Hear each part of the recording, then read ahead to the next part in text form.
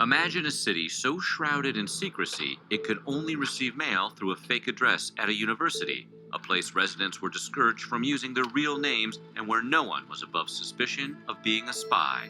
We're talking Los Alamos, New Mexico. This wasn't just another American town.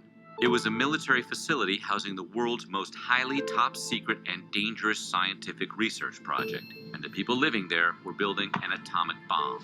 Today we're going to take a look at what life was like at Los Alamos while building the atomic bomb. But before we don the blast suits, be sure to subscribe to the Weird History channel and leave us a comment letting us know what top secret government project you would like to hear more about. Now, shall we stare into the light of Trinity? When the U.S. government decided to proceed with the creation of an atomic bomb, they knew maintaining secrecy would be essential. With somewhere in the neighborhood of 150,000 people working on the project, physical isolation would be necessary. Eventually, they decided to place the research facility at a remote location in Los Alamos, New Mexico. Mail in and out of the town was heavily monitored. Scientists weren't even allowed to have magazine subscriptions because the military was worried it would look suspicious. The facility was surrounded by armed guards and barbed wire fences. Entering required passing through multiple security checkpoints, and every single person involved needed security clearance. Despite all this, the government was still worried. They understood that yappy employees were in many ways as big of a threat as enemy agents. After all, loose lips sink ships. Leaders would constantly remind the scientists that the things they saw, heard, and did within the grounds had to stay within the grounds. To really underscore this point, a billboard was installed in a highly visible location to remind everyone about staying quiet. It read, "Keep mum about this job." Very subtle.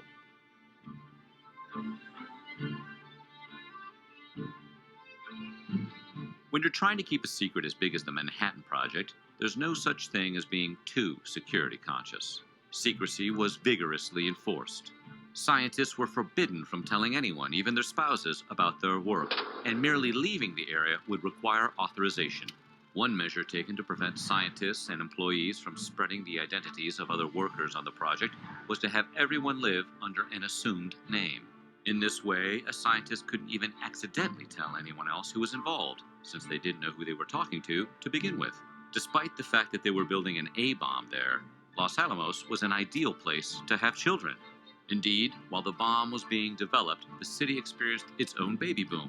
However, when it came to the Manhattan Project, everything was top secret, even the babies. So birth certificates from those born at Los Alamos during this period list P.O. Box 1663, New Mexico, as their place of birth, rather than the town's name. This, not coincidentally, was also the address used for absolutely everything shipped to the facility, whether it was a postcard or a ton of machinery. The librarian at Los Alamos during the Manhattan Project was Charlotte Serber. She had been asked to join the project by her close friend, lead scientist J. Robert Oppenheimer.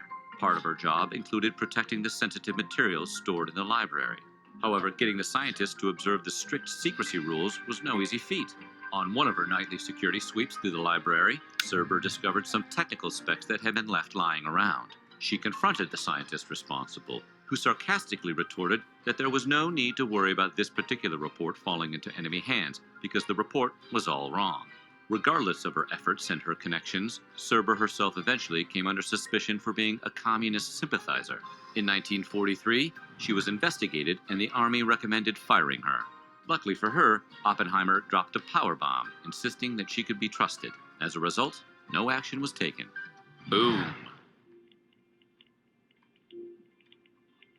As a fully functional city, Los Alamos had a school system for the children of those working on the project. The local school was staffed mostly by the wives of the scientists and functioned like any other school. But the school wasn't exactly like other schools. One major difference was that the children were required to follow the Manhattan Project's strict security rules as much as their parents were. Kids as young as 6 years old would be issued an official security ID so they could enter and exit the town.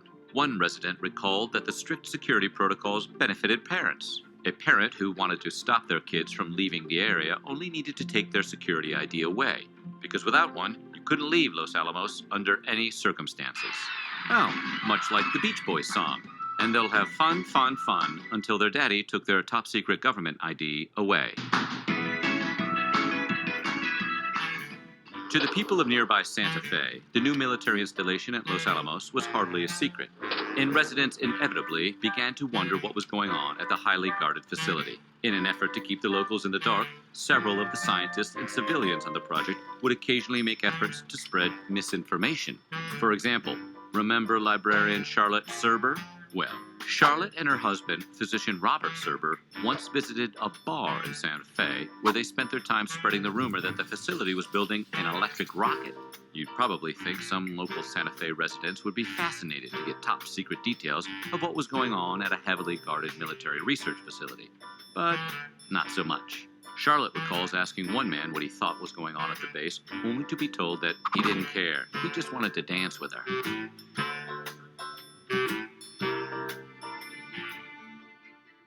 With so many people working on the project, there were bound to be some close calls. And there were. During one incident, the operation was nearly exposed by the Santa Fe Public Library.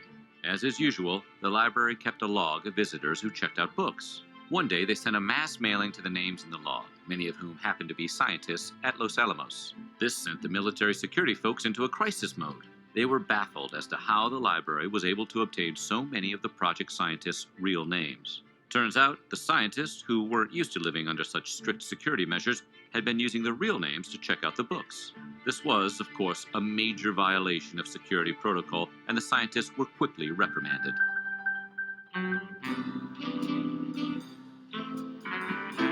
The rules of the project held that residents of Los Alamos were never allowed to state their location in correspondence, except to say that they were somewhere in New Mexico. They were also forbidden from discussing how many people were working on the project or who any of those people were. Accordingly, all mail in and out of the facility was screened by the Office of Censorship. Many of the scientists involved weren't used to this level of secrecy and would occasionally try to find ways around it. Physicist Richard Feynman, known as the town prankster, would constantly look for ways to circumvent the censors. One of the ways he did this was exchanging coded letters with his wife, Arlene Greenbaum. To further confuse things, they would white out selected words and passages in the letters. The censors, as you might imagine, were not amused. Beneath the cutting-edge science and life-or-death discussions of morality, Los Alamos wasn't that different from any other American town. Dance parties were a regular event, and the facility even had a local band, the Keynotes. Square dancing was especially popular and was often led by the base commander himself.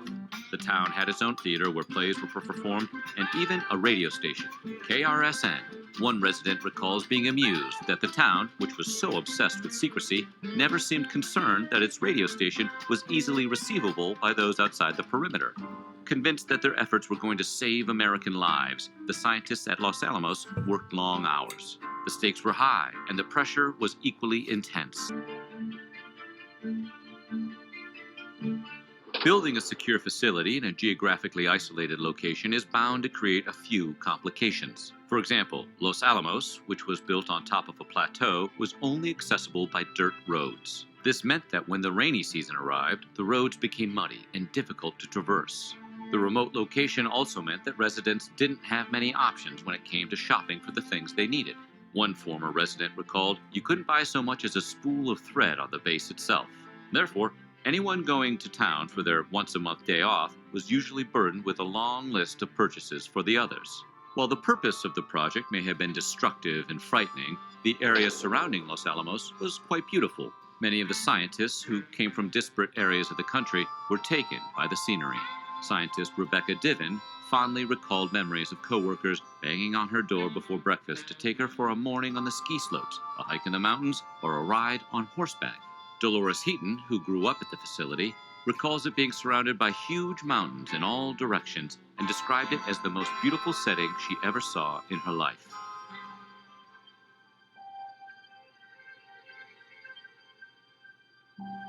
For most of the project's duration, Los Alamos seamlessly blended the normal elements of American life with a massive, top-secret scientific undertaking. But as completion of the project drew nearer, things began to change. The staff believed their work would end World War II, and they took that goal very seriously. Workdays became longer as everyone threw themselves into getting the bomb finished. Working to create the most destructive weapon in the history of the known universe raised some ethical questions for those involved. Many of the scientists were dead set against the military's plan to use an atomic bomb. One group even reached out to the government, pleading that the bomb not be used on any populated areas. Physicist Victor Weisskopf later lamented that the team was never able to settle the question of whether using a device with such unprecedented destructive force was morally acceptable in any case. After the project proved successful in an event known as the Trinity Test, lead scientist J. Robert Oppenheimer gathered the scientists and made a speech. He told them, "You are heroes today, but in a very short time you will be criticized for what you have done here." Despite the fact that their work would go on to end the war, history would prove Oppenheimer correct. How would you fare working on the Manhattan Project? Let us know in the comments below.